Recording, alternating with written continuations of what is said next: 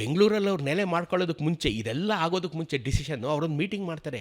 ಎಲ್ಲಿ ಮಾಡ್ಕೊಳ್ಳೋಣ ನಾವು ದಕ್ಷಿಣ ಭಾರತದಲ್ಲಿ, we want to build a bigger and brighter and safer civil and military station ಅಂದಾಗ ಅವರು ಚಿತ್ರದುರ್ಗ, ಚನ್ನಪಟ್ಟಣ ಮತ್ತು ಬೆಂಗಳೂರನ್ನ ಆಯ್ಕೆ ಮಾಡ್ಕೊಳ್ತಾರೆ.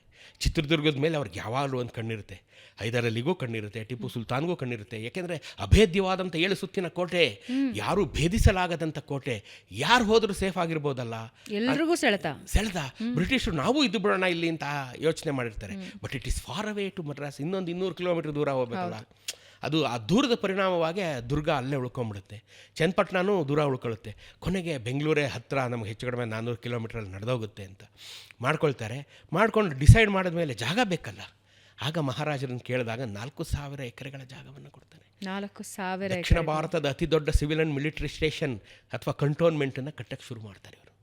ಕಂಟೋನ್ಮೆಂಟನ್ನು ಕಟ್ಟಕ್ಕೆ ಶುರು ಮಾಡಿದಾಗ ಮೊದಲು ಇವ್ರು ಕಟ್ಟೋದು ಕಂಟೋನ್ಮೆಂಟಿನಲ್ಲಿ ಅತಿ ದೊಡ್ಡ ಪ್ರದೇಶದಲ್ಲಿ ಒಂದು ಚರ್ಚ್ ಕಟ್ತಾರೆ. ಅದೇ ಇವತ್ತಿನ ಸೆಂಟ್ ಮಾರ್ಕ್ಸ್ ಕೆಥೆಡ್ರಲ್, ನಮ್ಮ ಚಿನ್ನಸ್ವಾಮಿ ಎದುರುಗಡೆ ಇರೋದು. 1806 ಕಟ್ತಾರೆ. ಇವಾಗ ಅದು ಕೆಥೆಡ್ರಲ್ ಆಯಿತು. ಮೊದಲು ಅದು ಚರ್ಚ್, ಸೆಂಟ್ ಮಾರ್ಕ್ಸ್ ಚರ್ಚ್ ಆಗಿತ್ತು, ಈಗ ಅದು ಕೆಥೆಡ್ರಲ್. ಸೊ ಸೆಂಟ್ ಮಾರ್ಕ್ಸ್ ಕೆಥೆಡ್ರಲ್ನ ಅವಾಗ ಕಟ್ತಾರೆ. ಕಟ್ಟಿದಾಗ ಅದು ಅವತ್ತಿನ ಕಂಟೋನ್ಮೆಂಟಲ್ಲಿ ಎಲ್ಲಿ ನಿಂತ್ಕೊಂಡ್ರು ಕಾಣ್ತಾ ಇದ್ದಂಥದ್ದು.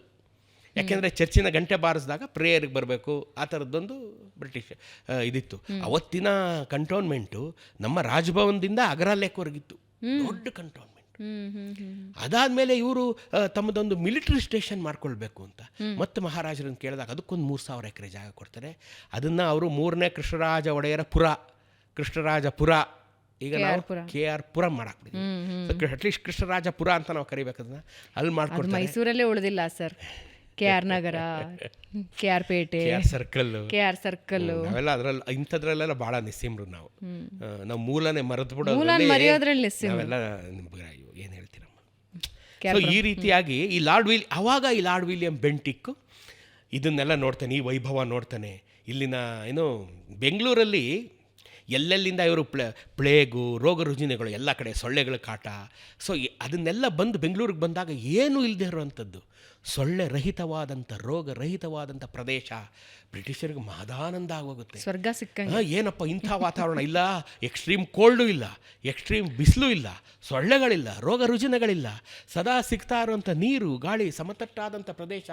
ಇಂಥವ್ರು ಬಿಡೋದುಂಟೆ, ಇದನ್ನು ರಾಜಧಾನಿ ಮಾಡ್ಕೊಂಬಿಡೋಣ ಅಂಥೇಳಿ ಇಲ್ಲಿ ಬಂದು ಕೂತ್ಕೊಂಡ್ಬಿಡ್ತಾರೆ. ಇಡೀ ಭಾರತದಲ್ಲಿ, ಬಹುಶಃ ಇಡೀ ಪ್ರಪಂಚದಲ್ಲಿ ಪಬ್ ಸಂಸ್ಕೃತಿ ಶುರುವಾಗಿದ್ದು ಲಂಡನ್ ಬಿಟ್ಟರೆ ಬೆಂಗಳೂರಲ್ಲಿ. ಎಸ್, ಮೊತ್ತ ಮೊದಲ ಬಾರಿಗೆ ಈ ಪಬ್ ಸಂಸ್ಕೃತಿ ಶುರು ಆಗಿದೆ. ಪಬ್ ಕಲ್ಚರ್ ಅಂತೇನಿದೆ ಅದು ಶುರುವಾಗಿದ್ದು ಈ ಬ್ರಿಟಿಷ್ನವರ ವಾರಾಂತ್ಯದ ಮೋಜು ಮಸ್ತಿಗೆ.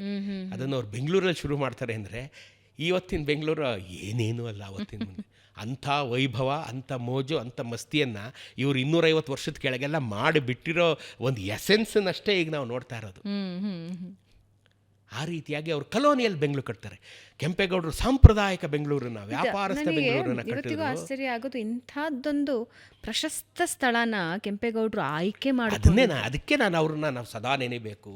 ಕೆಂಪೇಗೌಡರನ್ನ ಯಾಕೆ ನಾವು ಸದಾ ನೆನೆಬೇಕು ಅಂದರೆ ಇದಕ್ಕೆ ಯಲಹಂಕ ಮಹಾನಾಡ ಪ್ರಭುಗಳು, ಆ ಕಡೆ ಕುಣಿಗಲ್ಲಿಂದ ಈ ಕಡೆ ಆನೆಗಳು, ಯಲಹಂಕ ಮಹಾನಾಡು ಅಂತ ದೊಡ್ಡದಾದಂಥ ರಾಜಧಾನಿ ಇಟ್ಕೊಂಡಿದ್ದಂಥವ್ರಿಗೆ, ಕೆಂಪೇಗೌಡರಿಗೆ ಈ ಬೆಂಗಳೂರು ಕಟ್ಟಬೇಕು ಅಂತ ಕನಸು ಬಂತಲ್ಲ. ಅವರ ಮನೆದೇವರು ಕೆಂಪಮ್ಮ ದೇವಿ ಅವ್ರಿಗೆ ಎಷ್ಟು ಆಶೀರ್ವಾದ ಮಾಡಿರಬೇಡ. ವಿಜಯ ವಿರೂಪಾಕ್ಷ, ನಮ್ಮ ಹಂಪಿಗೆ ಹೋಗ್ತಾ ವಿರೂಪಾಕ್ಷ ಅವರಿಗೆ, ಕೆಂಪೇಗೌಡರಿಗೆ ಏನು ಆಶೀರ್ವಾದ ಮಾಡಿರಬೇಡ. ಅದಕ್ಕೆ ನನಗೆ ಕೆಂಪೇಗೌಡರನ್ನ ಇನ್ನೊಂದಷ್ಟು ವರ್ಷ ಬದುಕಿರ್ಬೇಕಿತ್ತು, ನಮ್ಗೆ ಇನ್ನೊಂದಿಷ್ಟು ಕೆಂಪೇಗೌಡರು ಉದ್ಧಾರ ಆಗ್ಬಿಡ್ಬೇಕಿತ್ತು ಅಂತ ನಮಗೆ ಅಂತ ಯಾವಾಗಲೂ ನನಗನ್ಸುತ್ತೆ. ಎಂಥ ಊರನ್ನ ಕೆಂಪೇಗೌಡರು ಕಟ್ಟಿದ್ರು. ಎಲ್ಲಿಯೂ ನಾನು ಇದನ್ನು ಪ್ರತಿ ಸಲ ಹೇಳ್ತೀನಿ.